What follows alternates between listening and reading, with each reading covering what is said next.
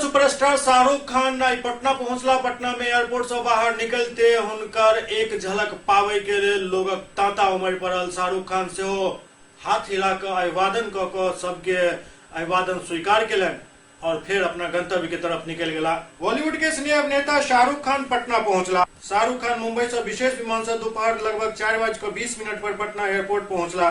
जहिना पटना एयरपोर्ट से शाहरुख खान बाहर निकलला, समर्थक के जोश देखैत बने छल।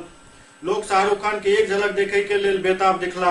सेल्फी ले वाला लगातार कोशिश कर रहा छला, कोनो भी तरह से शाहरुख खान के साथ एक फोटो भ जाए, लेकिन शाहरुख खान के सुरक्षाकर्मी पूरा मुस्तैदी के साथ उनका गाड़ी में बिठा कर ल गेलन। पटना पुलिस इस मौका पर 100 अतिरिक्त जवान के तैनाती केने छल। दरअसल शाहरुख खान पटना के बापू सभागार में आयोजित सेलिब्रिटी टॉक शो में शिरकत करे के लेल आयल छथि। जानकारी के मुताबिक टॉक शो के टाइमिंग लगभग 3:30 बजे छल, लेकिन शाहरुख खान पटना लेट पहुंचला, कार्यक्रम किछु लेट भेल।